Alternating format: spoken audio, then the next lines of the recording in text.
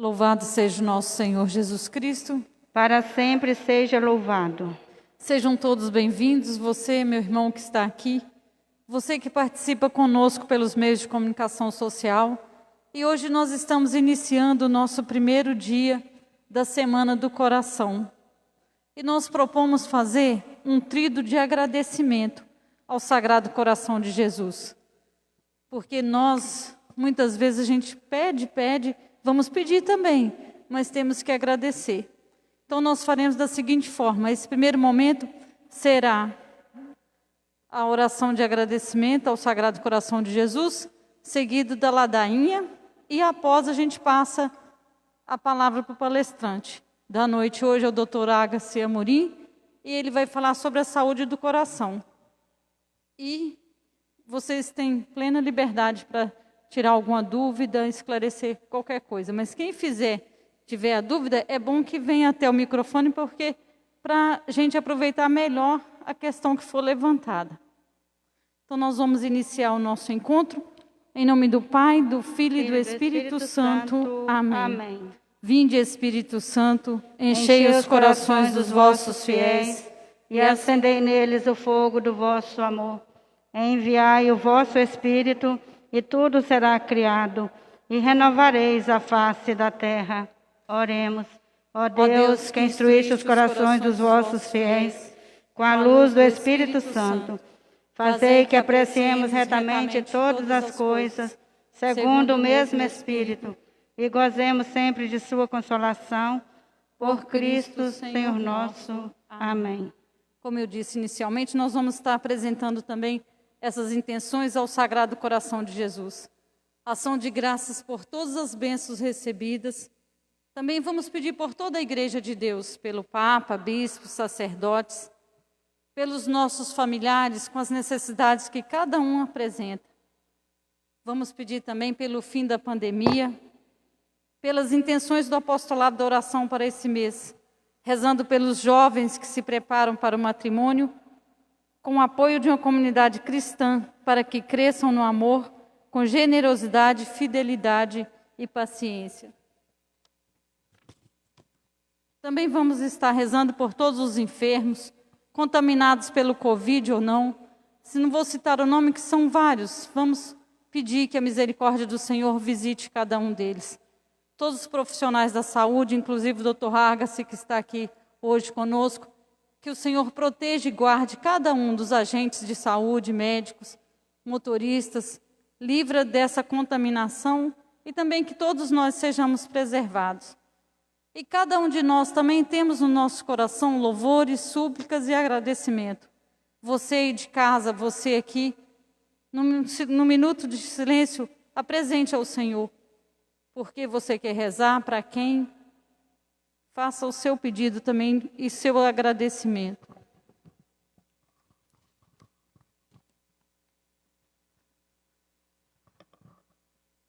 Coração bondoso de Jesus, sempre fiel às vossas promessas. Vós dissestes à vossa discípula Santa Margarida Maria que iria nos conceder qualquer graça, desde que não fosse contra o nosso bem. Confiados nessa promessa, recorremos a vós em nossas aflições. Sede para sempre bendito, porque sempre nos atendeis. E para agradecer o favor recebido, vos oferecemos nossas ações de graça com os anjos santos e santas. Associados a eles, repetimos: bendito e louvado seja sempre o coração que tanto nos ama e assim nos socorre. Vamos repetir comigo? Bendito e louvado seja sempre o coração que tanto nos ama e assim nos socorre. E nessa oração do Pai Nosso, nós vamos estar apresentando essas intenções que foram expressas, as intenções que cada um traz no coração e todo o nosso louvor e agradecimento ao Sagrado Coração de Jesus. Pai nosso que estais no céu, santificado seja o vosso nome. Venha a nós o vosso reino. Seja feita a vossa vontade, assim na terra como no céu. O pão nosso de cada dia nos dai hoje. Perdoai as nossas ofensas, assim como nós perdoamos a quem nos tem ofendido. E não nos deixeis cair em tentação, mas livrai-nos do mal. Amém. E onde tem Jesus, é impossível também não ter Maria. Peçamos à Mãe, ela que é a nossa intercessora, que nos proteja com teu manto de amor, passe à frente de todas as dificuldades e apresente a Jesus todo o nosso louvor, nosso agradecimento e nossas súplicas. Ave Maria, cheia de graça, o Senhor é convosco. Bendita sois vós entre as mulheres. Bendito é o fruto do vosso ventre, Jesus. Santa Maria, Mãe de Deus, rogai por nós, pecadores, agora e na hora da nossa morte. Amém. Glória ao Pai, ao Filho e ao Espírito Santo, como era no princípio, agora e sempre. Amém. Sagrado coração de Jesus, fazei que eu vos ame cada vez mais. Vamos repetir comigo? Sagrado coração de Jesus, fazei que eu vos ame cada vez mais. Sagrado coração de Jesus, fazei que eu vos ame cada vez mais.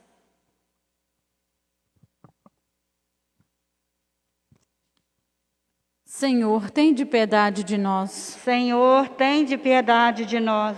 Cristo, tende piedade de nós. Cristo, tende piedade de nós.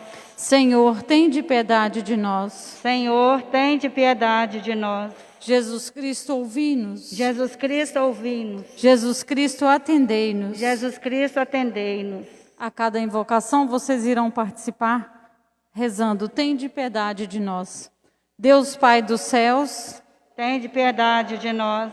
Deus Filho Redentor do mundo, tende piedade de nós. Deus Espírito Santo, tende piedade de nós. Santíssima Trindade, que sois um só Deus, tende piedade de nós. Coração de Jesus formado pelo Espírito Santo no seio da Virgem Maria, tende piedade de nós.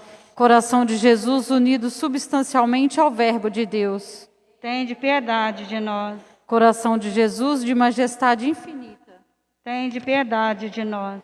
Coração de Jesus, templo santo de Deus, tende piedade de nós. Coração de Jesus, tabernáculo do Altíssimo, tende piedade de nós. Coração de Jesus, casa de Deus e porta do céu, tende piedade de nós.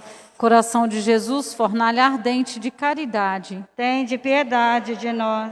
Coração de Jesus, receptáculo de justiça e de amor, tende piedade de nós. Coração de Jesus, cheio de bondade e de amor, tende piedade de nós. Coração de Jesus, abismo de todas as virtudes, tende piedade de nós. Coração de Jesus, digníssimo de todo louvor, tende piedade de nós.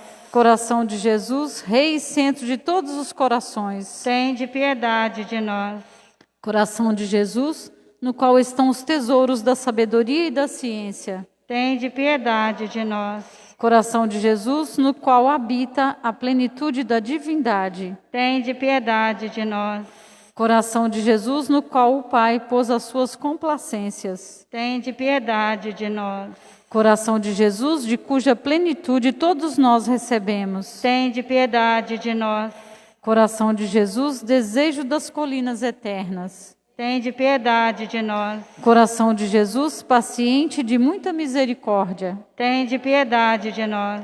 Coração de Jesus, rico para todos os que vos invocam, tende piedade de nós. Coração de Jesus, fonte de vida e de santidade, tende piedade de nós.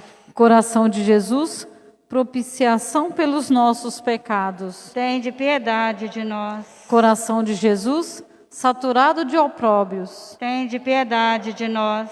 Coração de Jesus, esmagado pelos nossos pecados, tende piedade de nós. Coração de Jesus, feito obediente até a morte, tende piedade de nós. Coração de Jesus, atravessado pela lança, tende piedade de nós. Coração de Jesus, fonte de toda consolação, tende piedade de nós. Coração de Jesus, nossa vida e ressurreição, tende piedade de nós. Coração de Jesus, nossa paz e reconciliação, tende piedade de nós. Coração de Jesus, vítima dos pecadores. Tende piedade de nós. Coração de Jesus, salvação dos que esperam em vós. Tende piedade de nós. Coração de Jesus, esperança dos que morrem em vós. Tende piedade de nós. Coração de Jesus, delícia de todos os santos. Tende piedade de nós. Nós iremos participar rezando Perdoai-nos, Senhor. Cordeiro de Deus que tirais o pecado do mundo. Perdoai-nos, Senhor. Cordeiro de Deus que tirais o pecado do mundo. Ouvi-nos, Senhor. Cordeiro de Deus que tirais o pecado do mundo. Tende piedade de nós. Jesus, manso e humilde de coração, fazei o nosso coração semelhante ao vosso. Oremos. Deus onipotente e eterno, olhai para o coração de vosso Filho muito amado e para os louvores e as satisfações que ele, em nome dos pecadores, vos dedica e aos que imploram a vossa misericórdia, concedei o perdão de seus pecados por vosso Filho Jesus Cristo, que convosco vive e reina para sempre na unidade do Espírito Santo. Amém. Faremos agora a parte espiritual. Nós já fizemos, agora vamos passar para o palestrante. Ele irá fazer a apresentação e você pode assentar, fica confortável. Se quiser ficar de pé também, fica de pé mais atrás, né, para não atrapalhar a visão dos que estão assentados. E a palavra é sua, doutor. Boa noite, pessoal. Tudo bem? Muito prazer. Meu nome é Agassi, eu sou médico, eu sou cardiologista. Acho que talvez muitos aqui não me conheçam. Eu sou daqui de Central mesmo, apesar de ter passado grande parte da minha vida sumido fora de Central de Minas. Eu fiquei 6 anos em São Paulo, onde fiz minha graduação em clínica médica, 2 anos. Fiz 2 anos de cardiologia no Hospital Sírio-Libanês, trabalhei por lá, ainda tenho algum vínculo com o Hospital Sírio-Libanês. Fiz 2 anos de ecocardiografia no Instituto Dante Pazanese de Cardiologia e estou de volta à região há mais ou menos uns 2 meses, onde eu estou trabalhando em Valadares, Mantena e aqui também com um consultório. Então, na verdade, eu até queria agradecer, primeiramente, o convite, para a gente poder estar mais batendo um papo do que necessariamente sendo uma aula. E eu queria contar com a participação de vocês, para a gente estar conversando e a gente estar tirando dúvidas e esclarecimentos, tá bom? Bom, então vamos lá. Para a gente poder começar, a gente precisa entender, para a gente falar um pouquinho da saúde do coração, a gente precisa entender que o coração é um órgão localizado mais ou menos no meio do peito, um pouco para o lado esquerdo, e ele tem uma função primordial, que é a função de bombear o sangue para todos os órgãos do corpo, levando assim para todos os órgãos um sangue rico em nutrientes e oxigênio, para que todos os órgãos permaneçam bem. Então daí a gente já entende a importância efetivamente do coração, não só para o nosso corpo como um todo, mas para o funcionamento do nosso organismo. Bom, se a gente fosse comparar o coração a uma casa, se a gente fosse comparar o coração a uma casa, a gente teria uma casa de 4 cômodos. O coração seria uma casa que os cômodos de baixo seriam os ventrículos e os cômodos de cima, os 2 de cima, são os átrios. Entre esses cômodos, a gente tem uma comunicação, que seria um equivalente a portas. Essas portas seriam as válvulas, aquelas estruturas que ficam abrindo e fechando. Essas portas, essas válvulas, fazem um controle de todo o fluxo sanguíneo que vai de um lado para o outro do coração e para todo o nosso corpo. Então isso é importante a gente entender um pouquinho como que é o coração, como que ele funciona, para a gente poder estar entendendo os problemas que podem ocorrer a partir daí. Bom, além do tecido muscular que faz esse bombeamento do sangue, a gente tem também uns vasos que irrigam todo o nosso coração, que são as artérias coronárias. Quando a gente tem alguma obstrução nessas artérias, a gente pode ter o famoso e temido infarto, que eu acho que vocês já ouviram falar. E o coração pode ser acometido também por várias outras patologias, além das placas de gordura que podem causar o infarto. Até o principal que a gente está vivendo hoje em dia, que é o Covid, pode acometer o coração, e eu acho que é fundamental a gente falar um pouquinho mais para frente de como a Covid-19 pode atrapalhar o funcionamento do coração. Bom, além dos vasos, além da musculatura, a gente tem também no coração, equivalente nessa casa, a um sistema de fiação elétrica, que é um sistema de condução elétrica que vai passar o estímulo elétrico pelo coração e vai estimular o coração a se contrair. À medida que a gente tem alguma alteração nesse sistema elétrico dessa casa nossa que é o coração, a gente pode ter as famosas arritmias, que são as palpitações, que o coração pode bater descompassado, pode bater acelerado e o paciente pode ter um monte de queixa, além de ter também desmaio ou até dor no coração ou a famosa sensação de batedeira. Bom, vamos lá. Vou falar um pouquinho para vocês das principais doenças que a gente vê do coração no dia a dia. E a principal que eu acho que é importante a gente falar aqui hoje é sobre a doença arterial coronariana, que são as famosas placas de gordura que a gente tem nos vasos que irrigam o coração. Podemos passar? Bom, isso aqui é a demonstração de um vaso normal. O fluxo sanguíneo, ele passa pelos vasos e à medida que a gente vai vivendo ao longo da vida e o paciente tem pressão alta, diabetes, fuma ou faz uso de outras substâncias como álcool ou alguma outra coisa, a gente pode acumular nos vasos presença de gordura. Essas gorduras vão acumulando nas paredes dos vasos e vão entupindo os vasos, fazendo com que o sangue ele passe de modo muito mais estreitado e muito mais dificultado. Isso pode gerar muita dor para o paciente e muito desconforto. Bom, pode voltar um pouquinho. Bom, aqui é um exemplo de um vaso onde a gente cortou esse vaso sanguíneo e um vaso normal a gente tem na primeira figura, um vaso com uma plaquinha menor e progressivamente a gente tem uma obstrução muito maior nos vasos mais para frente, onde a gente pode ter, caso a gente tenha uma obstrução total, um infarto agudo do miocárdio, que é o famoso infarto.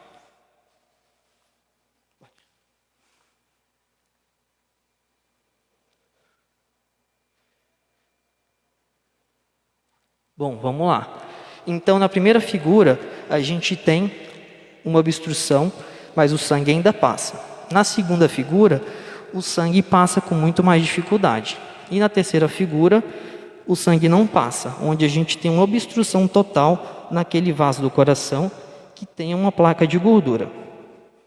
E isso pode gerar umas consequências, que é o infarto. E eu queria ouvir de vocês, o que vocês já ouviram falar de dor relacionada ao infarto? Como que o paciente pode se apresentar? O que ele pode sentir para vocês pensarem em infarto? Alguém?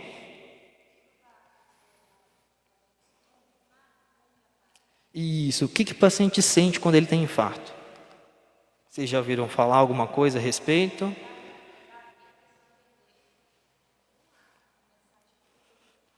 Tá. Pode falar. Eu já vi uma pessoa reclamar que ela estava sentindo como se o braço estivesse formigando, né, e ficando fraco. Aí depois, mais para frente, essa pessoa agravou. Entendi. Alguém já ouviu falar de alguma outra apresentação? Marlene.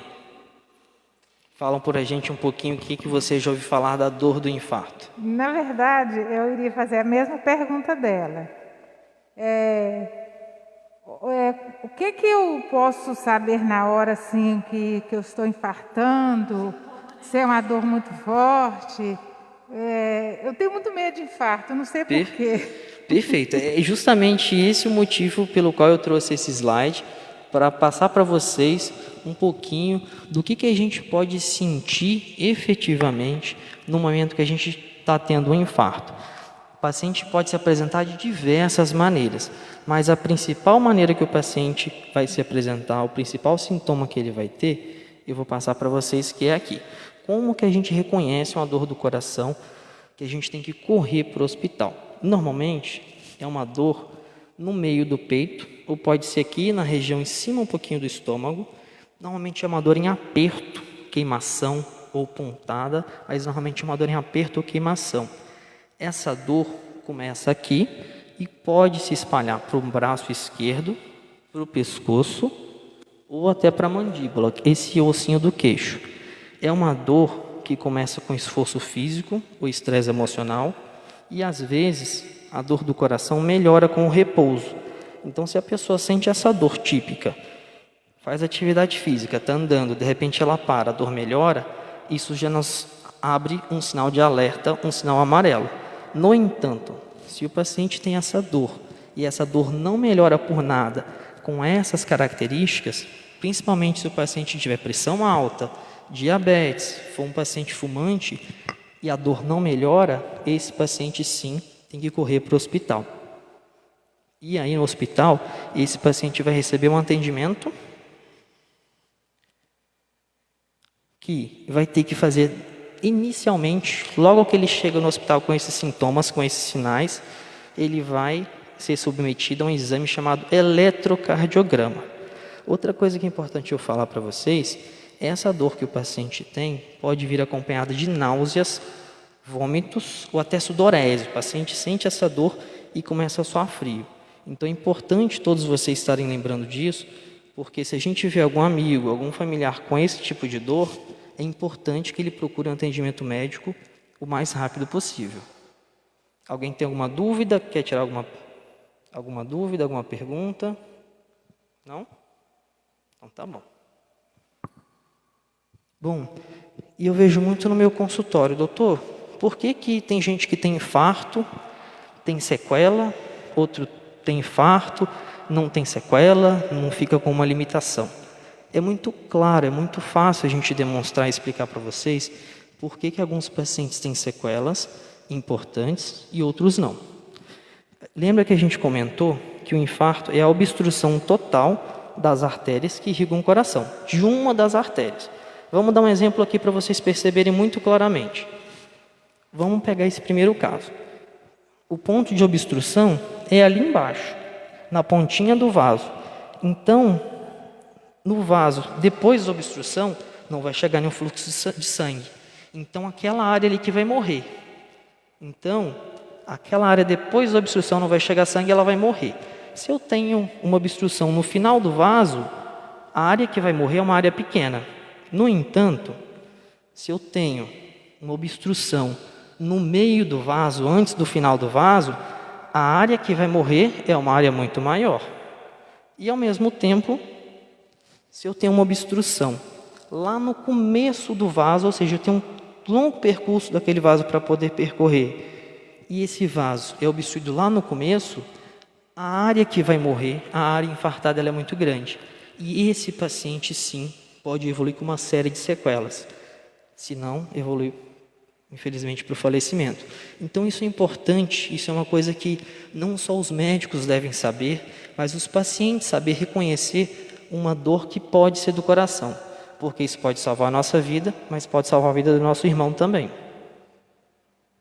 Bom, quando o paciente vai para o hospital, chega lá, faz eletrocardiograma, o médico constata a presença do infarto, o que ele tem que fazer?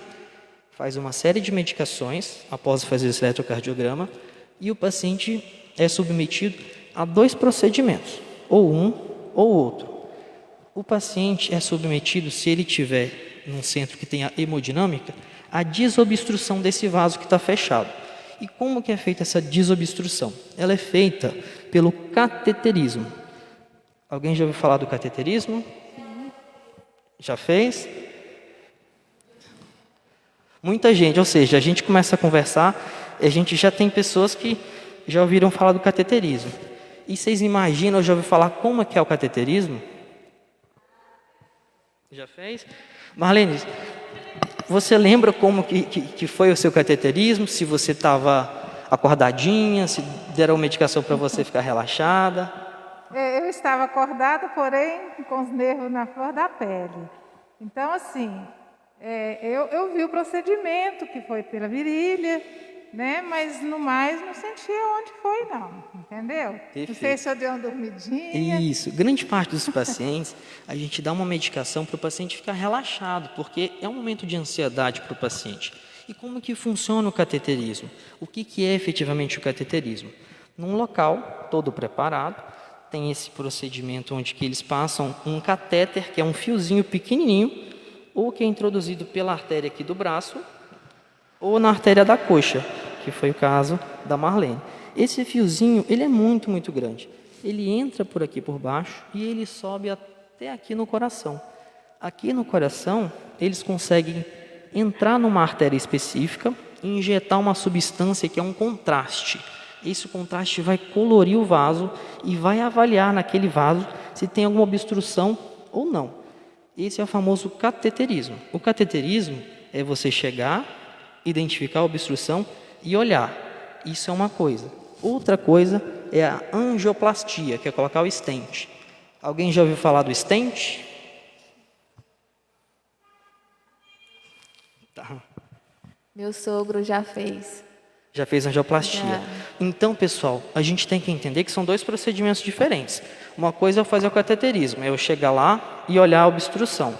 Outra coisa é, além de eu chegar e olhar a obstrução, eu desobstruir essa artéria. Como que é feito isso? Essa figura exemplifica muito bem. A gente passa o fiozinho do catéter no meio da obstrução e a gente coloca uma malha, que é o stent, e essa malha, ela é esticada nas paredes do vaso por um balão que faz com que a gente empurre a placa que está obstruindo o vaso, empurre ela e esgarce, espreme ela contra as paredes do vaso. Então, pós-angioplastia, o vaso fica daquele jeitinho ali. Fala, doutor, a placa desapareceu. Não, ela não desapareceu, ela está espremidinha ali do lado. Mas agora a gente tem um fluxo sanguíneo que se assemelha ao fluxo sanguíneo fisiológico, o fluxo sanguíneo normal. Alguém tem alguma dúvida? Depois que faz essa abertura e essa placa de gordura ela sai? Não, ela fica espremidinha. Ah, fica espremida? É, fica espremida. Mas tem a passagem para o sangue livre porque abriu. É como se eu estivesse chegando para lá e falar, sai daqui, dá um chute nela, coloca ela para o lado ali e o fluxo sanguíneo continua, mas ela continua ali espremidinha. Em alguns casos, quando o paciente tem uma placa muito calcificada, muito empedrada, isso pode gerar alguns tipos de complicação. Em outro caso, quando a gente observa que o paciente tem lesões que chamam muita atenção, que são lesões muito graves, ou que tem lesão em 3 vasos diferentes do coração, a gente não vai sair jogando stent para todo lado, jogando as molinhas. O que a gente vai fazer é um procedimento diferente. E que procedimento é esse? É uma cirurgia de revascularização do coração. E como é essa cirurgia? Alguém já ouviu falar das pontes? Pontes de safena? Ponte de safena. Isso. Alguém imagina como que é uma ponte de safena?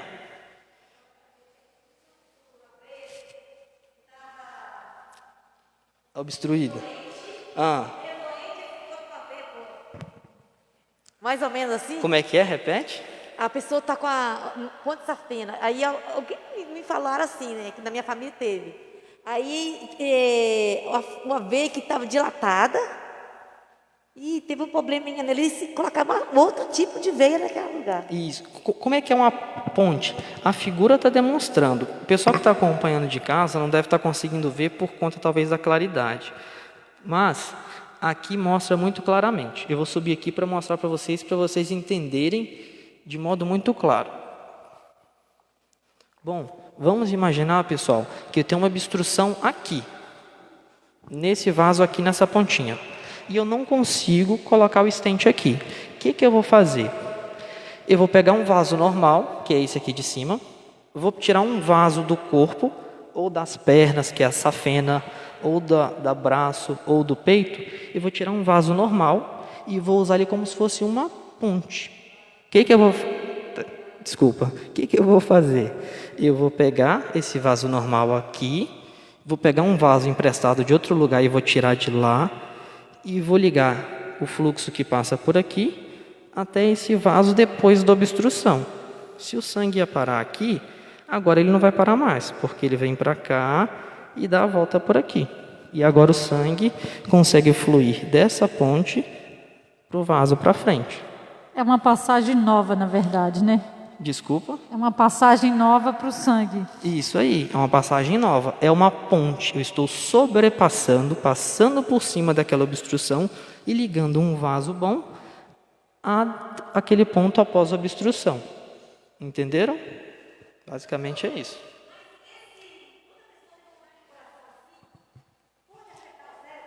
Pode afetar. Eu percebo assim que a minha mãe, depois que ela fez esse procedimento todo, ela tem, assim, memória um pouquinho, assim, esquece, só lembra de coisa antiga. Ah, entendi. Bom, o que acontece? Cada paciente, cada caso é um caso. Normalmente, igual eu falei para vocês, a função do coração é bombear o sangue para todos os órgãos do nosso corpo. Vamos imaginar que o meu coração é fraquinho, ele não está funcionando muito bem. Se ele não funciona muito bem, o sangue que vai chegar nos outros órgãos vai ser uma quantidade menor do que deveria ser. Então, todos os outros órgãos vão sentir. E quem sente muito são os rins. Os rins recebem mais ou menos 25% de todo o sangue que circula pelo corpo. A cada momento que a gente bombeia sangue por minuto, 25% do sangue tem que ir para os rins. Por que o rim precisa receber muito sangue? Ele precisa filtrar todas as impurezas que a gente tem no nosso sangue e jogar fora pela urina. Entendeu? Então, por isso que o rim sente muito. Tem muito paciente que tem problema no coração, tem problema no rim. E aí a gente tem uma série de coisas. Hoje, a principal causa de hemodiálise que a gente tem no mundo são duas causas: hipertensão arterial e diabetes. Então, quando eu pego um paciente hipertenso no meu consultório, eu sempre converso com ele assim: eu não estou te vendo hoje, eu estou olhando para o seu José, para o seu Sebastião, daqui a 20, 30 anos. Eu quero evitar que você lá na frente tenha problemas que podem ser evitados. E a gente começa a fazer as coisas hoje para coletar os frutos lá na frente. Bom, e agora a gente vai falar um pouquinho de hipertensão arterial então. Essa aí, infelizmente, tem muitos brasileiros, né, que sofrem com essa doença. Isso. Tem alguma coisa a ver com trombose? Provoca trombose? Desculpa, repete. Esse problema do coração, esses entupimentos, essas vezes aí, no caso, provoca trombose. Bom, vamos lá. O entupimento, quando você entope lá no momento do infarto, é formado nesse entupimento um trombozinho, mas naquela artéria do coração. Tem trombose sim, mas nas artérias que irrigam o coração que tem problema de placa de gordura e está infartando, quando o paciente está infartando. A gente não tem trombose em outras partes do corpo, não relacionado pelo menos ao infarto. O coração, quando ele tem arritmia, em alguns casos, ele pode bater descompassado ou desorganizado, que pode sim aumentar o risco de ter trombose. Mas essa trombo pode subir para a cabeça e fazer um AVC, por exemplo, que é o famoso derrame. Então são situações diferentes. Não sei se eu consegui esclarecer um pouquinho. Beleza. Bom, hipertensão arterial então, pessoal. Todo mundo sabe aqui qual que é o valor da pressão para a gente falar que o paciente é hipertenso? Vamos lá. Pressão normal é quanto? 12/8. E para o paciente que é hipertenso, qual que é o valor de pressão que a gente fala? Esse paciente tem pressão alta. Alguém tem alguma noção? Ninguém tem? 14. Menina do céu, você está bem mesmo. Isso aí. Chutou bem, viu? Vamos lá. Então, eu acho que é importante eu passar para vocês qual é a definição de hipertensão arterial. Podemos passar? Bom, hipertensão arterial ou pressão alta nada mais é do que a persistência da pressão alta com uma pressão maior do que 140/90, o famoso 14/9, desde que seja feito em duas ocasiões diferentes, num paciente que não tem histórico de pressão alta e que não esteja tomando medicação para baixar a pressão. Então, se eu vou no consultório médico, meço a pressão hoje e meço mais para frente, ambas as medidas dão acima de 14/9, eu efetivamente tenho pressão alta. Mas uma coisa que acontece muito é o paciente que vai no consultório, o que ele fica?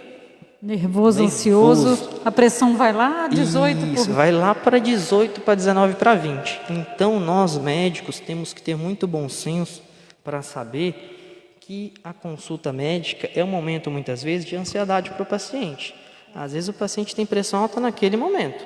Então, isso é conhecido como a famosa hipertensão do avental branco. O paciente vê aquele jaleco do médico, ele já fica ansioso. Eu sempre falo que é síndrome do jaleco branco. A síndrome do jaleco branco. Mas é isso mesmo, é hipertensão do avental branco. Então, o paciente, ele vê o médico, ele fica ansioso. E a gente sabe que para eu ter certeza que essa pressão é alta, eu tenho que ver o paciente nos momentos do dia a dia. Não adianta eu ver só no consultório. Ninguém vive em consultório, nem a gente que é médico que trabalha em consultório. A gente tem nossa vida também. Então, é importante a gente refletir e avaliar a pressão do paciente nos momentos do dia a dia. E aí vem outras medidas que eu vou falar mais para frente, de como medir a pressão de modo adequado e medir da maneira e na situação adequada. Bom, vamos lá então, só para a gente poder concluir aqui. Bom, o que é a pressão menor do que 12/8? Todo mundo fala de pressão baixa, é uma coisa que a gente se confunde muito, é um termo que todo mundo fala, não, doutor, minha pressão é baixa. Pressão menor do que 12/8, uma pessoa que não tem nenhum problema de saúde e não sente nada, não é pressão baixa. É pressão, acho que não dá para ler aqui não, é pressão ótima. Esse é um documento da Sociedade Brasileira de Cardiologia do ano passado, ele está muito atualizado. Então a gente tem que tirar aquela crença de achar que pressão 10/6, 11/8 é a pressão baixa, é a pressão ótima. Então, tem gente que já tem um organismo mais organizado para uma pressãozinha menor. Cada pessoa tem um organismo diferente. Mas, claro, menor do que 12/8 é pressão ótima. A questão da pressão, a hipertensão é genética? Boa pergunta. Questão genética? Bom, a pressão alta, a hipertensão arterial, tem vários fatores. Tem fatores de risco, claramente identificados. O consumo de sal, de alimentos condimentados, alimentos industrializados, alimentos, a gente às vezes coloca o famoso caldo quinó, sazão, essas coisas assim, que é um veneno. Outros fatores de risco para a hipertensão, obesidade, sobrepeso, tabagismo. E tem gente que faz tudo bonitinho e tem a famosa pressão alta. Então a gente sabe que sim, tem um fator genético associado.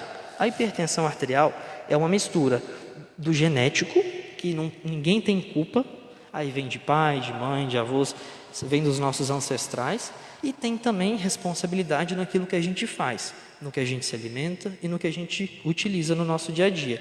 Então, a gente vê que tudo na vida é uma junção de fatores, coisas que dependem da gente, de como a gente vive, e coisas relacionadas à nossa genética. Então, sim, tem o fator da genética também. Eu tenho uma pergunta. A minha pressão, de vez em quando, acontece dela ficar 12/5. Quando acontece de ficar 12/5, eu fico tipo como se eu tivesse com labirintite. Uhum. O que isso causa? Por que causa isso? Boa. Vamos lá. Quando eu falei que é menor do que 12/8, não quer dizer que para todo mundo é assim. Igual eu falei, cada pessoa tem sua pressão do seu jeitinho de organismo diferente. Mas em algumas situações, quando a pressão abaixa e o paciente sente um mal-estar, o ideal é a gente investigar, tentar avaliar o paciente, conversar, examinar e fazer uma série de avaliações complementares para a gente saber se aquela pressão que o paciente está tendo é adequada para ele ou se não é. Então é difícil a gente falar. Pode ser que às vezes a pressão esteja oscilando em alguns momentos, esteja trazendo para você uma sensação de mal-estar, de zumbido. Tem gente que sente até sonolência e tonteira, pode acontecer. Mas cada pessoa tem um organismo diferente, é importante que seja avaliado pelo cardiologista. Outra coisa, então, falei para vocês que pressão alta é maior do que 140/90, maior do que 14/9. E a pressão entre 12, na verdade, entre 130 e 139, que é o famoso 13, por 85, 89, que seria 8,5 perto de 9. Esse é o famoso pré-hipertenso. É aquele cara que não está nem lá e nem cá. Está no meio do muro. Está em cima do muro. Está em cima do muro. E em cima do muro a gente também às vezes fica. O médico fala, poxa, eu trato ou não trato? E hoje em dia a gente tem visto cada vez mais, não só aqui no Brasil, mas nos Estados Unidos, que a gente tem que saber avaliar paciente a paciente. Alguns pacientes que têm pré-hipertensão e têm outros problemas de saúde associados, a gente já tende a tratar esse paciente. Por quê? Porque eu quero evitar que o seu José tenha problema em longo prazo. E a gente sabe que a pré-hipertensão vai lesando os órgãos do nosso corpo. Então, Esse paciente também merece ser avaliado e merece ser tratado com todo o carinho do mundo. Podemos passar. Bom, pessoal, outro detalhe muito, muito importante. Acho que isso aqui é fundamental para todo mundo e eu falo muito no meu consultório. Todo mundo sabe como que tem que medir a pressão de modo adequado? Quem nunca chegou com dor de cabeça no hospital ou na farmácia, no postinho e falou assim: nossa senhora, minha pressão está alta, mede minha pressão aqui na hora. A pessoa saiu correndo de casa, chegou lá e já mediram a pressão. Todo mundo já viu isso acontecer? Com certeza. Não é? A gente chega assustado. E na verdade, mais do que medir a pressão, a gente tem que medir, aferir a pressão de modo correto. E quais são os passos para a gente aferir a pressão de modo correto? Primeiro ponto, o paciente tem que estar relaxado, sentado, em ambiente calmo, igual nós estamos aqui, entre 3 e 5 minutos. Então a pessoa chegou da rua, chazinho de cadeira de 3 a 5 minutos. Por quê? O paciente tem que relaxar um pouco. Se eu fiz uma maratona, eu andei de bicicleta, eu posso medir 3 a 5 minutos? Não. Se eu fiz uma atividade física importante, é 1 hora que o paciente tem que ficar em repouso para depois medir a pressão. Então a gente vê muito isso. A pessoa trabalha lá na roça e já chega e quer medir a pressão. Não é assim. Então todo mundo que fez uma atividade física importante, é 1 hora para poder medir a pressão de modo adequado. Outra coisa também, o paciente não pode estar de bexiga cheia. Se ele estiver apertado querendo ir no banheiro, isso pode aumentar a pressão também. Outro fator também que chama muita atenção: o paciente não pode ter ingerido bebida alcoólica, ou ter se alimentado com uma alimentação muito pesada, ou ter tomado café 1 hora antes. Algumas vezes a gente vê paciente que faz atividade física ou ingere bebida alcoólica ou café em grande quantidade e vai medir a pressão. O café aumenta a pressão ou não? Muito difícil a gente responder, porque cada pessoa tem um organismo diferente. E tem gente que bebe copão de meio litro de café. Então tenho certeza que a chance desse café estar atrapalhando a pressão é um pouquinho maior. Mas hoje em dia a gente não tem nenhum consenso específico. Na dúvida, não vamos tomar café preto 1 hora antes da gente medir a pressão.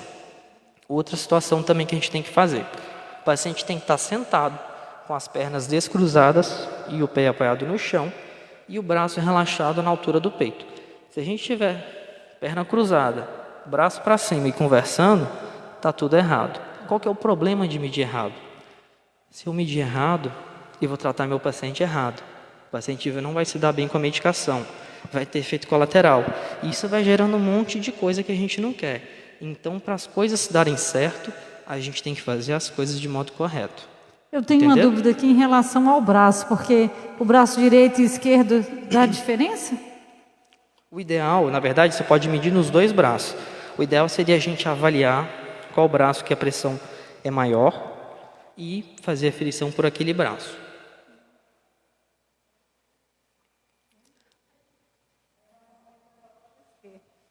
Ela disse que normalmente ela só vai no esquerdo. Outra coisa também, o aparelho de pressão não pode nem estar muito folgado e nem muito apertado. A pessoa aperta demais, aquilo vai falsear a pressão para cima. E se ele estiver frouxo demais, ele vai jogar a pressão para baixo. O ideal é que ele esteja entre 1 e 2 dedos. Ou seja, a pessoa coloque 1 e 2 dedos entre o braço e entre o manguito. Uma pergunta: em relação a esses medidores de pressão digitais, são confiáveis? Vamos passar o slide que eu vou te responder agora. Eu pensei justamente nisso. Boa pergunta.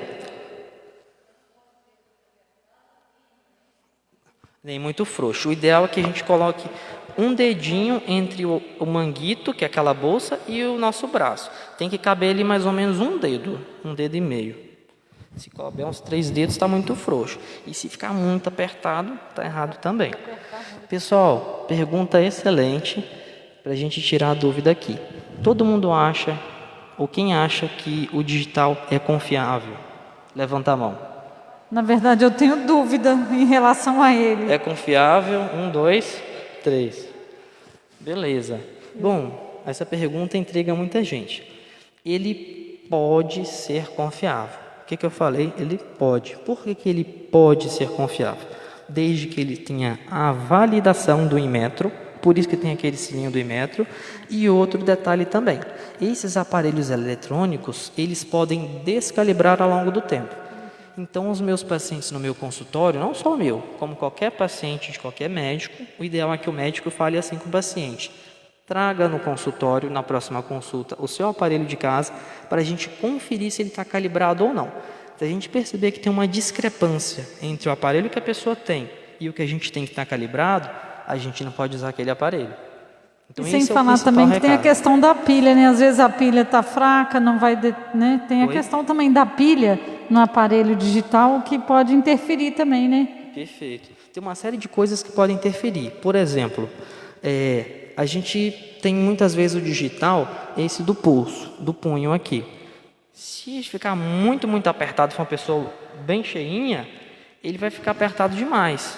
E o Agassi, opinião minha, eu gosto muito desses digitais que são do braço, igual daquela foto do lado de lá. Porque aquele ali eu consigo adequar o quanto o manguito está preso no braço. E a gente sempre fazer nas posições e nas recomendações adequadas. Mas o que a gente da área da saúde utiliza no nosso dia a dia é justamente esse primeiro, e mais do que tudo, tem que ser medido de modo adequado. Quem nunca viu alguém chegar e medir a pressão, aperta, aperta, aperta, e solta que o aparelho vai voltando assim, ó. Ele tem que voltar devagarinho para a pessoa avaliar com carinho, senão não adianta. Mais uma pergunta. Em relação ao digital, eu já ouvi uma pessoa comentar para mim mesma que não poderia usar o digital por causa de que tem arritmia. Isso tem a ver? Ou isso não... Boa pergunta. Vamos lá. Os aparelhos digitais, o que eles têm? Eles têm um sensorzinho que mede a pressão. Se a pessoa tem arritmia, o coração vai bater irregular, todo desorganizado. Então, a chance que a gente tem de pegar um valor errado, ela pode ser maior, a depender da arritmia. Tem gente que tem arritmia que é um batimentozinho fora do compasso uma vez ou outra. Então, na verdade, o ideal é saber qual tipo de arritmia que esse paciente tem, para eu estar orientando o melhor aparelho para que ele meça a pressão de modo adequado. Isso, ou seja, é uma meia-verdade. Alguém tem mais alguma pergunta?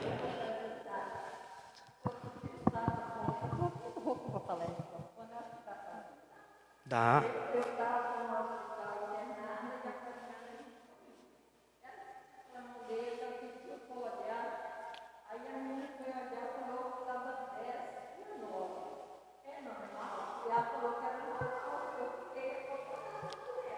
Entendi. Bom, é uma coisa que a gente tem que avaliar. Então, não é comum os dois valores de pressão ficarem muito próximos entre si. Cada pessoa tem um valor de pressão diferente a depender do momento que a pessoa está passando. Se é dor, se é alguma complicação do coração, do pulmão, enfim. Cada pessoa, a depender do que ela está tendo problema de saúde, a pressão vai mudar. Mas o que a gente deveria fazer é verificar se foi feita a aferição da pressão nesses moldes que a gente comentou, que é do modo correto. Grande parte das vezes a gente tem um problema na aferição. Então, para eu poder saber se é normal ou não, eu precisaria saber se foi feito de modo correto e o que ela estava sentindo para a gente entender caso a caso. Por isso que é muito complicado a gente falar somente nos números, mas grande parte das vezes, grande chance, talvez que a gente não tenha aferido a pressão do modo 100% certinho. Mas teria que saber, ver, entender o que estava acontecendo para eu poder falar com certeza, tá bem? Eu estou querendo saber qual que é o valor normal do batimento cardíaco, assim, o mínimo e o máximo. Boa pergunta. Alguém tem alguma noção? O batimento cardíaco...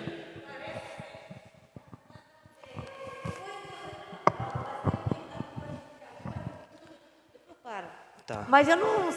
Nem todo dia, não. Entendi. Bom, vamos lá. Parece que o batimento cardíaco tem hora que acelera. Acelera. Bom, primeira pergunta. O batimento cardíaco pode variar da frequência de 50 batimentos até a 100 batimentos por minuto. O paciente que é muito atleta, se a gente for ver o Neymar da seleção brasileira, o coração dele bate menos vezes por minuto. Tem atleta que bate 40 vezes por minuto. É problema? Não. Porque esse paciente tem um condicionamento físico muito importante.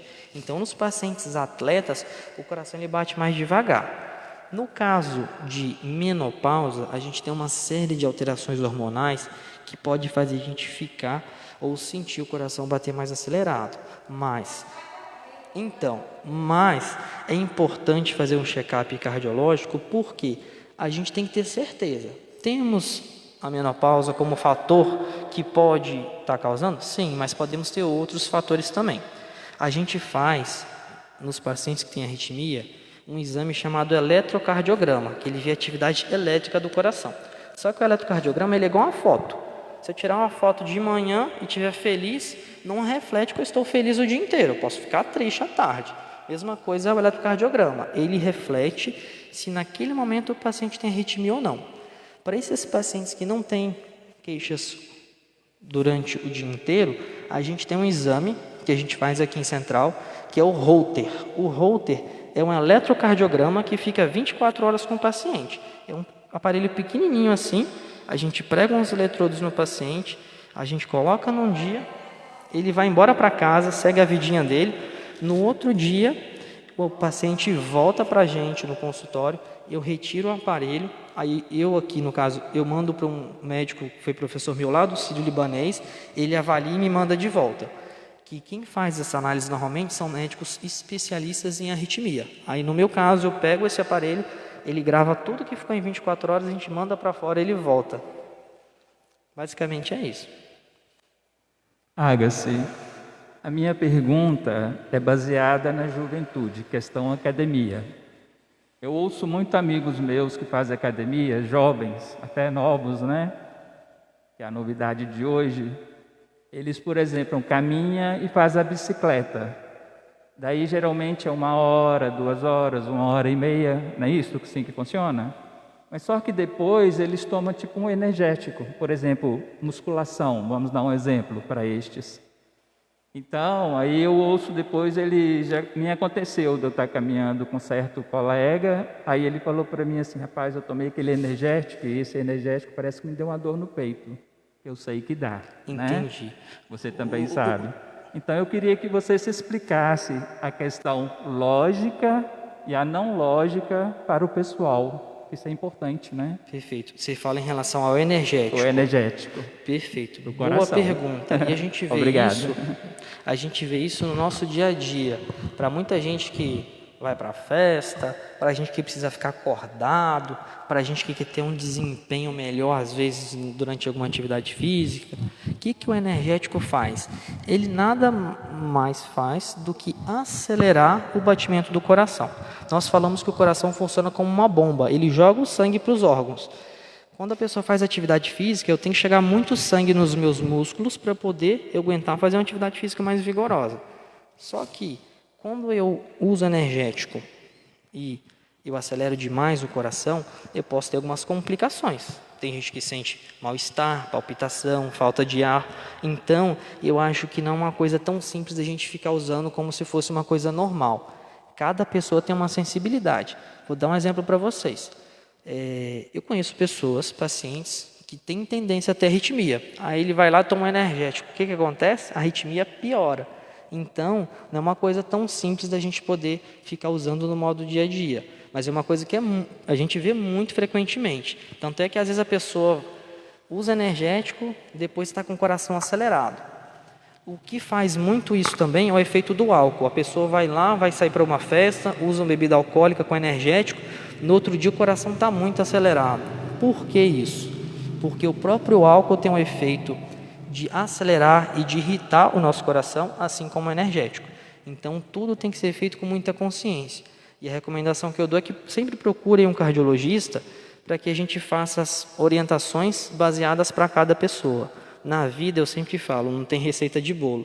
O paciente tem que ter um tratamento individualizado. Assim como a gente vê para o colesterol. Meu colesterol é alto, meu colesterol é baixo. Para cada pessoa, de acordo com o seu histórico, de acordo com o seu problema de saúde ou não, a gente tem que fazer uma terapêutica individualizada. Assim como é também da gente permitir ou recomendar ou orientar sobre o uso das medicações que podem acelerar o coração, como o energético também. Doutor Agas, tem uma questão aqui que minha amiga levantou aqui. É questão, se por acaso a pressão, ela deu o exemplo da fila que era 10/9. E se for 10/10, 9/9, o que acontece? Na verdade, mínima e máxima. Então, na encontra? verdade, não existe de encontrar. Isso é um mito muito grande. Porque se encontrar, a gente não está vivo. Por que ela não pode encontrar, não vai encontrar? E nem da mínima subir ao contrário da máxima. Só para uma coisa muito assim, rapidinha de vocês entenderem. A pressão, quando a gente fala o 12, que é o número maior, é a força que o coração está jogando o sangue para frente. Ele está jogando com a força de 120 milímetros de mercúrio, que a gente fala o famoso 12.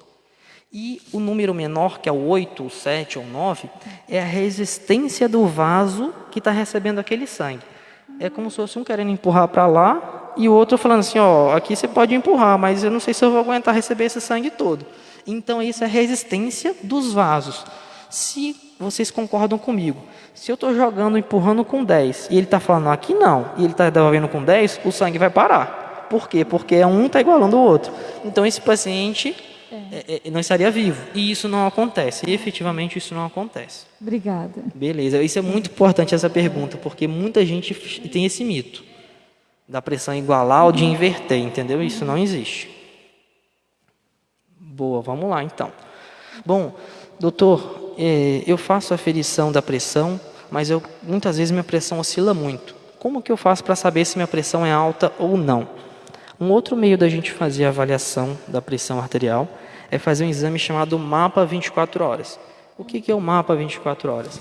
Nada mais é do que um aparelhinho de pressão que vai ficar 24 horas com o paciente e ele automaticamente, a cada 20 minutos, 30 minutos, ele vai ficar medindo a pressão do paciente. E esse aparelhinho, que está ali na cintura do paciente, vai com o paciente para casa, ele coloca o aparelho hoje, segue a vida dele normal e amanhã ele tira esse aparelho. Ele vai dormir com o aparelho também. Nesse meio tempo, o aparelho ele vai registrar e guardar na memória todas as aferições da pressão. E aí no outro dia, ele traz para a gente esse aparelho e a gente faz a análise da pressão de 24 horas. Esse é um outro meio da gente avaliar se o paciente... Isso, justamente é um mapa. É monitorização ambulatorial da pressão arterial. E é de 24 horas. Outro meio também que a gente tem é fazer a monitorização residencial. É aquela famosa cartinha que o médico dá para o paciente para ele medir a pressão em casa e trazer para o médico. Que é o que eu uso muito no meu consultório também. Que é aquela cartinha de lá. Não dá para vocês verem. Mas, como que a gente faz? A gente recomenda o paciente a medir. Tem que ser assim. Ou medir 2 vezes por dia durante 7 dias, ou 3 vezes por dia durante 5 dias. E anotar todos os valores naquela tabelinha e trazer para a gente. Se o paciente chega para o médico fala assim, anota aí, amanhã você traz, na semana que vem você traz para mim. Aí num dia ele mediu de manhã, no outro ele mediu à tarde, no outro ele mediu de modo inadequado, e aí o paciente leva para o médico. O médico tem que saber que isso não pode ser interpretado, porque a gente não consegue levar em consideração de modo tão confiável. Essa medição é feita no mesmo horário? A gente sempre recomenda, basicamente no mesmo horário. Pode ser meia hora depois, meia hora antes? Pode, mas tem que ser sempre pela manhã e à tarde, ou pela manhã e à noite, ou de manhã à tarde e à noite. Isso ele faz em casa, desde que o aparelho esteja calibrado. Vamos lá, podemos passar. Bom, fator de risco para a pressão, igual eu falei para vocês. Sobrepeso, obesidade, sedentarismo, ingestão de sódio. Todo mundo sabe, o sódio é o famoso sal de cozinha. Alguém sabe quanto que de sal de cozinha a gente pode comer por dia? Que daria mais ou menos 5 gramas de sal de cozinha. Sabe aquele sachêzinho que vem no restaurante de sal? Equivaleria mais ou menos a 2, 2,5 daquele ali. Esse seria o recomendado. E olhem, pessoal, a gente hoje consome muitos alimentos que são industrializados, defumados, coisas congeladas.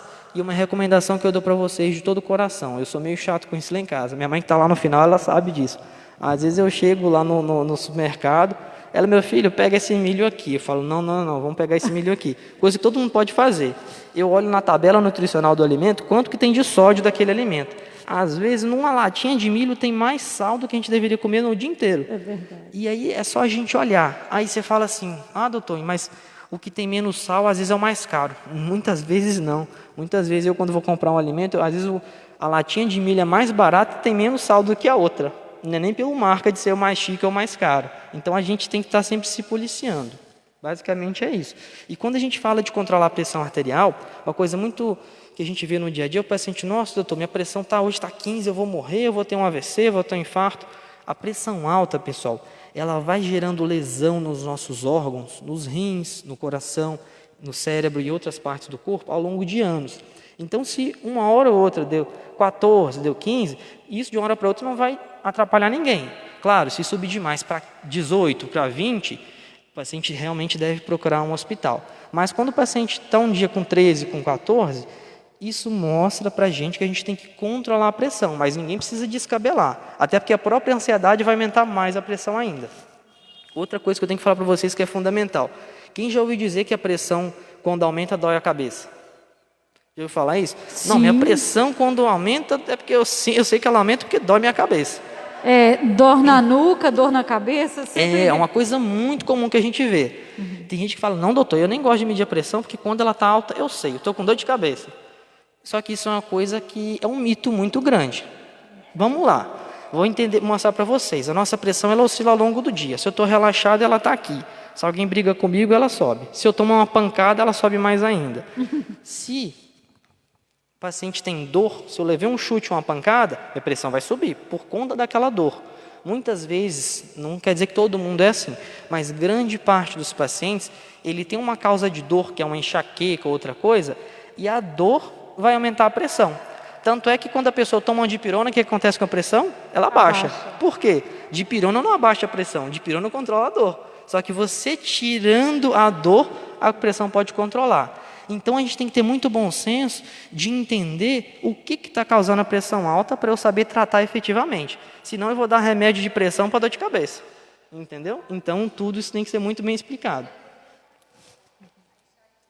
Isso, então se o paciente chega para mim hoje no hospital com uma dor no cotovelo muito grande, a pressão está 18, a primeira coisa que eu vou fazer não é dar remédio para pressão, lógico, caso em caso, mas grande maioria eu dou remédio para dor, daqui a meia hora o paciente está com pressão boa.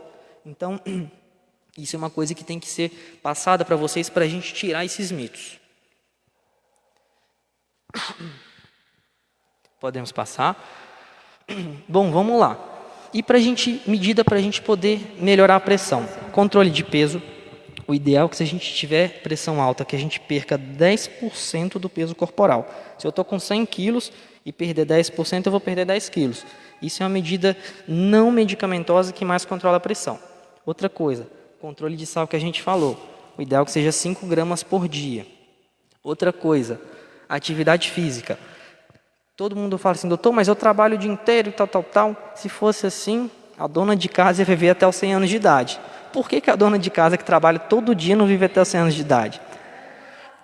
Por que não? Porque quando a gente trabalha em casa, assim como a gente trabalha na rua no dia a dia, a gente anda, para, levanta, abaixa. Tem que ser uma atividade física sem parar, meia hora por dia, ou seja, 150 minutos por semana, que dá meia hora de segunda a sexta-feira, para a gente proteger efetivamente o coração. Senão, a gente não consegue proteger o coração.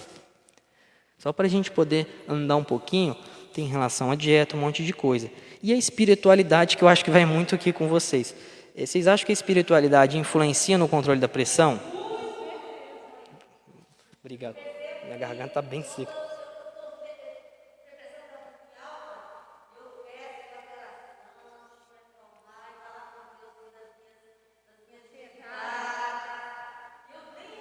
Obrigado. Bom. Obrigado. Bom, e todo mundo acha então que a pressão pode ser controlada um pouquinho. Não quer dizer que só a religiosidade vai ajudar 100%. Mas, claro, cada pessoa tem um organismo diferente. Mas espiritualidade ajuda? Eu posso dizer para vocês de modo científico que ajuda. Por quê? Quando a gente tem a fé, a gente trabalha a nossa religiosidade, a nossa espiritualidade, a gente relaxa, efetivamente. Quando a gente relaxa, a gente tira aquele espasmo, aquela tensão do nosso organismo e muitas vezes a gente controla a ansiedade e nosso corpo tende a melhorar um pouquinho a pressão. Isso para falar com vocês que eu não estou inventando a minha cabeça. Tem 2 slides para frente mostrando que isso pode acontecer se a gente fizer as coisas direitinho. E nesse slide que eu trouxe daqui, nos próximos 2 slides, a gente tem essa documentação que é trazido pela Sociedade Brasileira de Cardiologia. Hoje em dia, a Sociedade Brasileira de Cardiologia reconhece efetivamente que a espiritualidade pode sim ajudar um pouco no controle da pressão. Vamos passar. Outra coisa importante, só para a gente poder adiantar, alimentação saudável. Eu tenho no meu consultório um prato de comida que eu ganhei de presente de um laboratório lá de São Paulo, que mostra como que tem que ser a divisão nossa da alimentação saudável. Muita gente não sabe, é coisa simples, mas é importante trazer para vocês. O nosso prato costuma ser metade do prato, arroz, feijão, macarrão, carne, alguma coisa assim, e a saladinha lá no canto, uma saladinha michuruca. Como que tem que ser a alimentação ideal? O ideal é que metade do nosso prato, ali na figura do cantinho, o número 1, o ideal é que metade do nosso prato seja composto de vegetais, legumes e verduras. Se eu fosse dividir esse prato em 4, 1/4 do nosso prato, que é o número 2, ou seja, eu vou dividir ele em 4. 1/4 do prato deveria ser o carboidrato. O que é o carboidrato? Alguém já ouviu falar do carboidrato? Sabe o que é? É arroz, feijão, pão, bolo, derivados do trigo, batata, inhame, mandioca, tudo isso vai virar açúcar no nosso sangue, no nosso organismo. Então, é importante que isso tudo que a gente falou seja só 1/4 do prato. Não adianta também fazer 1/4 do prato e fazer um prato de 3 andares de arroz e feijão, senão não adianta nada. Dividir realmente, é isso aí. E a carne? Tem que ser uma carne magra, pode ser carne de boi? Pode, mas o ideal é que a gente varie ao longo da semana.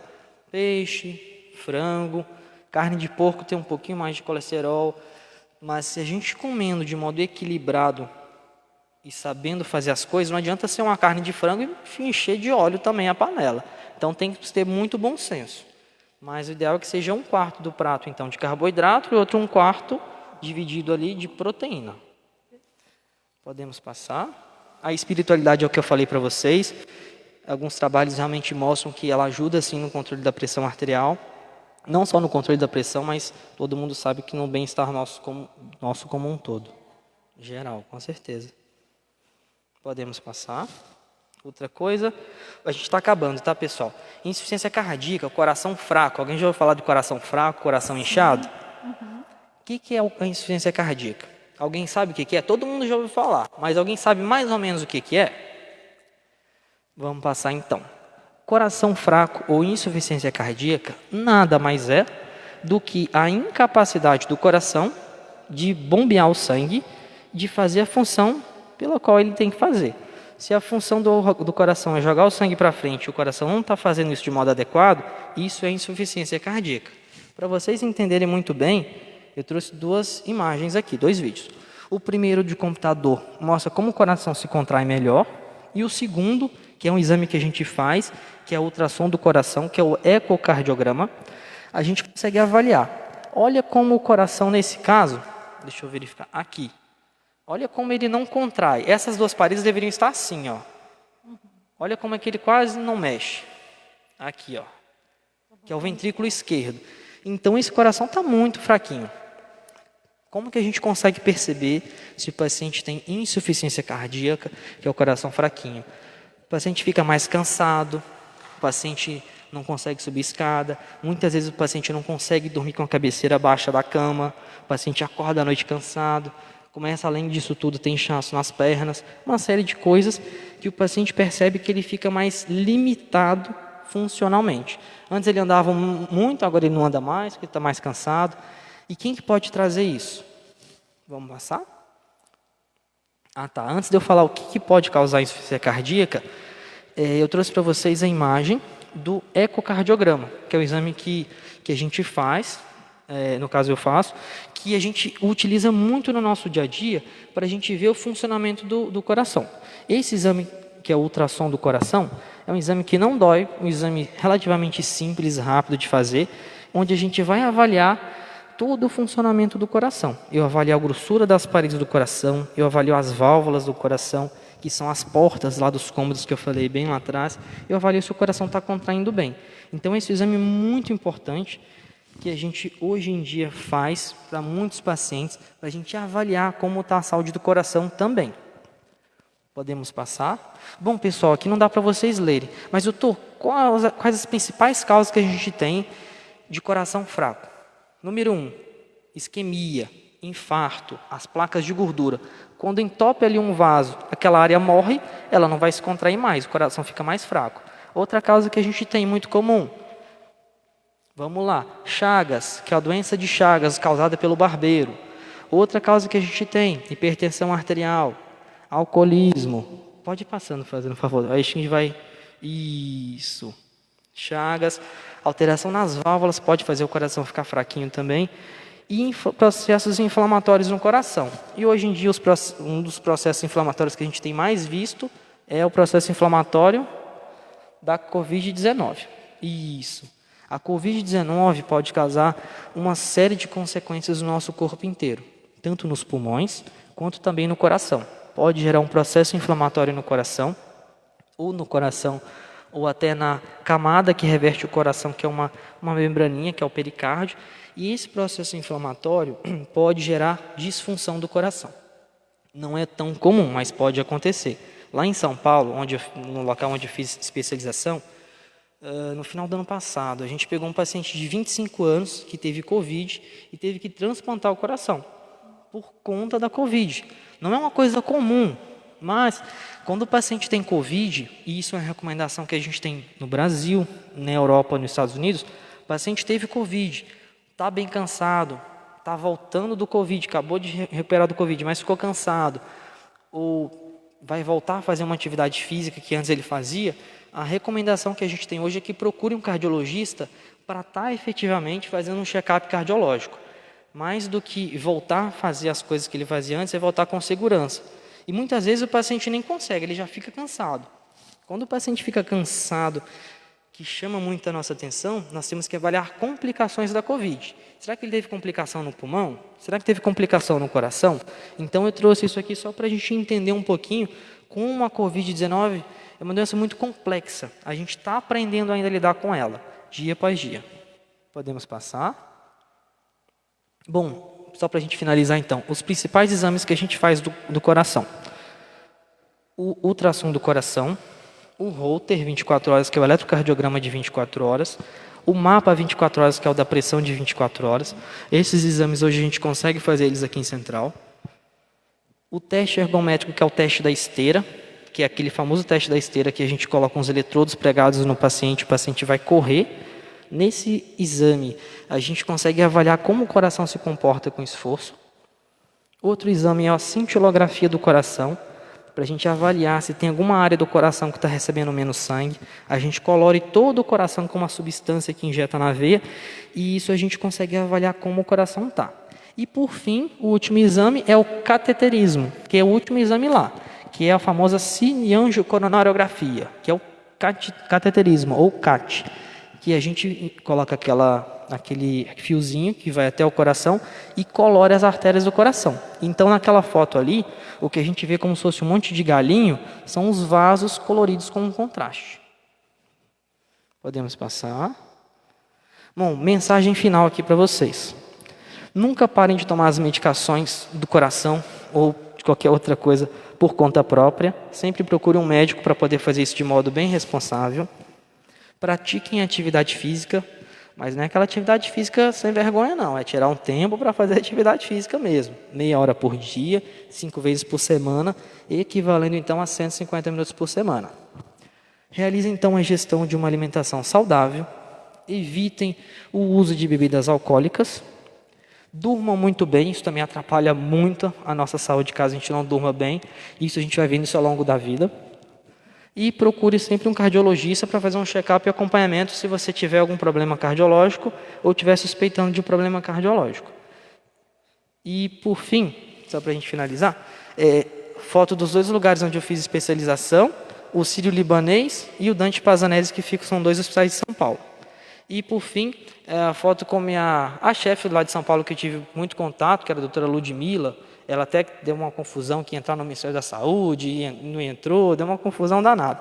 Mas não só com ela, como com o doutor Calil, que está na foto do lado, e toda a equipe do Sírio-Libanês, onde a gente teve a oportunidade de fazer especialização, e eu participei da publicação, eu escrevi um capítulo do livro que o Sírio publicou, que é um livrozinho que está no canto, que é um orgulho muito grande ter feito parte da história e ter aprendido, e hoje está podendo trazer um pouquinho para os meus pacientes, um pouquinho do que eu aprendi por lá. Basicamente é isso. Queria agradecer a todo mundo, pedir desculpa, às vezes é difícil falar com a máscara, a gente fica falando até meio ofegante, porque falar um pouquinho vai, mas falar 1 hora, 40 minutos, a gente fica até meio ofegante muitas vezes. Fica. A máscara às vezes atrapalha um pouquinho, mas é isso aí. Eu estou à disposição de vocês. Queria saber se vocês têm alguma dúvida. Marlene tem. Tem uma dúvida ali? Eu estou querendo saber, doutor, sobre a famosa falta de ar. Não sei como ela é falada. Tem alguma coisa a ver com pressão, com o coração? Eu sinto, assim, você puxa o ar, parece que ele agarra aqui. Entendi. Entendeu? Bom, a falta de ar pode ser encarada de diversas formas. Tanto quando a pessoa puxa o ar, ou quando a pessoa vai fazer uma atividade que antes ela fazia, agora ela não está fazendo mais. Isso a gente está vendo muito na pandemia. A pessoa antes andava 2 quilômetros e seguia, agora ela anda 1 e está cansando. A gente tem que ter muita sabedoria quando a gente vai avaliar isso. Por quê? Todo mundo sabe que ninguém está vivendo do modo como vivia 2 anos atrás. Isso é muito claro. Independente da vida de cada um, eu tenho certeza que a vida de ninguém está igual do modo como era antes. Então, grande parte das pessoas estão mais restritas. Então, o nosso condicionamento físico caiu um pouco mais. Eu tenho certeza que grande parte das pessoas andava, fazia atividade, agora não faz mais. Mas, para a gente poder ter certeza que é a pandemia, que a gente está ganhando um pezinho, que é o descondicionamento físico ou não, é importante avaliar o coração, que poderia ser uma alteraçãozinha do coração ou não. Então, é importante que um bom médico faça uma avaliação, um eletrocardiograma, examine, converse direitinho para entender. Muitos pacientes, só da gente conversar, a gente já entende, com a nossa avaliação, exame físico, a gente já entende se tem um fator do descondicionamento físico, do sobrepeso, tem paciente que fuma, e tem paciente que, além disso tudo, tem outras coisas do coração. Então, é difícil a gente falar, mas pode sim ser relacionado ao coração. Não necessariamente mas pode. Então, é importante que procure um cardiologista, um médico de confiança de vocês. Tem mais uma dúvida?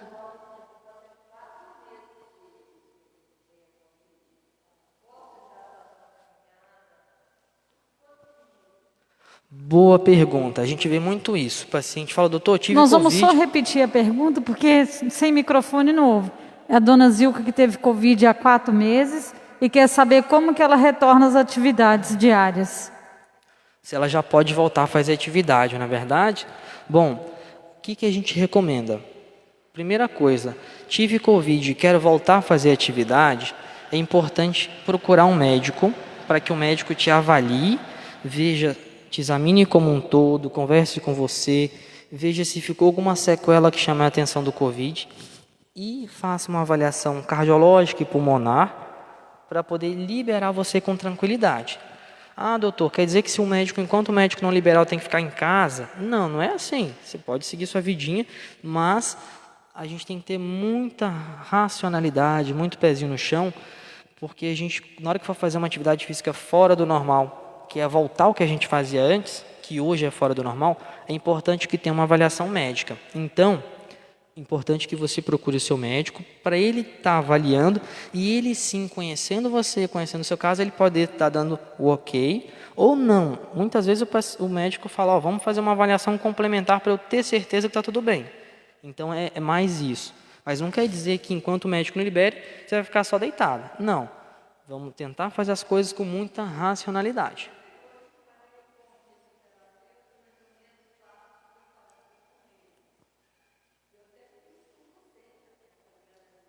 E isso eu sei. Quando a gente fala é justamente para poder só explicar, mas é importante que cada um procure um médico.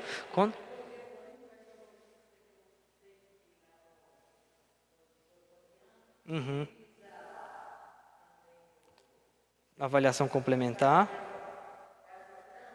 Eletro.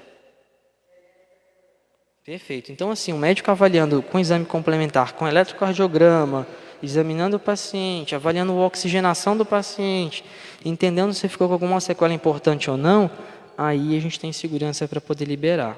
Eu acho que mais do que fazer as coisas, volto a dizer, é a gente fazer de modo correto, assim como medir a pressão, que é uma coisa muito simples, mas que pode trazer inúmeras repercussões se for feita de modo errado. Isso, então é importante a gente sempre avaliar para poder avaliar se o cansaço é do descondicionamento físico ou se tem alguma outra coisinha a mais. E para isso um ultrassom do coração, outros exames para a gente poder avaliar também, assim como uma boa avaliação médica. Em nome da comunidade, eu gostaria de agradecer ao Dr. Agas, que prontamente aceitou o nosso convite, não colocou nenhum obstáculo. E nós vamos agradecer com uma calorosa salva de palmas. Obrigado. Muito obrigada, é uma simples lembrança. Pode abraçar, depois você me fala se gostou. E nós vamos pedir também a Nossa Senhora que continue nos protegendo, nos guardando, que o Sagrado Coração de Jesus proteja o doutor e toda a equipe que está à frente dessa pandemia. Nós vamos estar estendendo as nossas mãos sobre ele e pedir as bênçãos de Deus, que abençoe o trabalho, dê sempre sabedoria e disponibilidade. Esse momento foi muito rico para todos nós, falou de forma que todos entenderam. Que Deus abençoe, proteja e guarde. Vamos pedir a proteção de Nossa Senhora sobre você, sobre os seus familiares, sobre os seus propósitos, e que Deus abençoe sua vida hoje e sempre. Ave Maria, cheia de graça, o Senhor é convosco. Bendita sois vós entre as mulheres, e bendito é o fruto do vosso ventre, Jesus. Santa Maria, Mãe de Deus, rogai por nós, pecadores, agora e na hora de nossa morte. Amém. E nós vamos encerrar a nossa noite de hoje, lembrando que amanhã nós teremos o nosso segundo dia, e nós vamos pedir ao Sagrado Coração de Jesus que podemos sim ter confiança nele. Quando a gente confia em ser humano, você não vai confiar em Jesus, que sabe todas as coisas. Que o Sagrado Coração de Jesus possa cada dia mais fazer parte da sua vida. Sagrado Coração de Jesus, nós queremos colocar o nosso coração, os sentimentos de amor, de paz, de perdão, de obediência ao Eterno Pai. E tem uma jaculatória que todos nós sempre poderemos estar usando, principalmente nessa semana do coração, no seu dia a dia, todo momento, qualquer hora que você puder lembrar, clame a Jesus. Jesus, manso e humilde de coração, fazei o nosso coração semelhante ao vosso. E não tem coração mais manso, mais sereno, mais humilde do que de Jesus. Então vamos pedir que esse nosso coração se assemelhe a Ele. O Senhor esteja conosco. Por intercessão do Sagrado Coração de Jesus, venha sobre nós, sobre todas as pessoas que amamos e trazemos em oração, a bênção de Deus Todo-Poderoso, que é Pai, Filho e Espírito Santo. Amém. E amanhã estaremos aqui no mesmo horário, no segundo dia da Semana do Coração. E tenham todos uma boa noite. Que Deus abençoe mais uma vez o seu trabalho, a sua vida, os seus propósitos. E nós ficamos muito felizes com a tua presença. Muito obrigada mesmo.